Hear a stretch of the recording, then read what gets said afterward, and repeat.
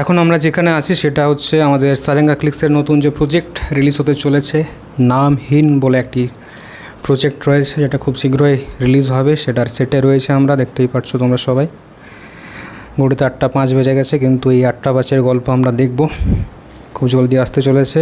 আর এখন আমাদের সামনে রয়েছে আমাদের এক প্রখ্যাত অভিনেতা রুদ্রবাবু। ভালো বলেছ। তো এখন যে সিনটা ছিল সেই সিনটা করার পর এখন আপনার কীরকম অবস্থা, কীরকম সিচুয়েশন রয়েছে, একটু প্রথমে বলুন জাস্ট এই কাহিনীটা সম্পর্কে। আপনি যখন অভিনয় করছেন স্ক্রিপ্টটা পড়ার পর আপনার কেমন লেগেছে স্ক্রিপ্টটা পড়ে? স্ক্রিপ্টটা তো আমার প্রথম দিন দেখেই খুব ভালো লেগেছে। আমি তো তোমাকে তারপরেই কানেক্ট করলাম তোমার সাথে, যে এটা সত্যি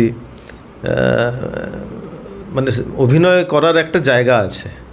স্ক্রিপ্টটা তুমি খুব ভালোই লিখেছো। আর আরেকটা কথা বলি, এই যে বিভিন্ন আর্টিস্টরা তারা যে অভিনয় করে আমরা তো বুঝি না, আমরা ভাবি অভিনয় করছে দেখে আমাদের জাস্ট রিয়াকশান দিই, কিন্তু অভিনয় করতে গিয়ে আজ আমি বুঝছি যে ইমোশনাল সিন শ্যুট করতে গেলে কিন্তু সত্যি খুব ইমোশনালি নিজেকে ইনভলভ হয়ে যেতে হয়। জাস্ট এই সিনটা করতে গিয়ে আমার মনে হচ্ছে আমার মানে সিরিয়াসলি আমি বোধহয় একটু প্রেশার বোধহয় আমার একটু হাই হয়ে গেল, মানে শরীর যথেষ্ট একটু খারাপ লাগতে শুরু করলো। অত সহজ নয়। ওনারা যে এত সময় দেন, এই আমাদের যারা শিল্পীরা আছেন আমরা দেখতে পাই, ওনারা যে এত সময় দেন, ইমোশনালি যে এত ওনারা শ্যুট করেন, খুব শক্ত, সহজ নয়। তো আমিও ইমোশনালি খুব ইনভলভ হয়ে গিয়ে আমারও শরীর একটু কিন্তু খারাপ একটু লাগলো, বুঝেছো? আর কি, আর বাকি আমাদের অংশগুলো করি, তারপর আমি বলবো। আচ্ছা, এই যে আপনি করছেন এই অভিনয়টা, সেখানে কোন চরিত্র অভিনয় করছেন স্যার আপনি? আমি প্রফেসর রুদ্রের চরিত্রে অভিনয় করছি।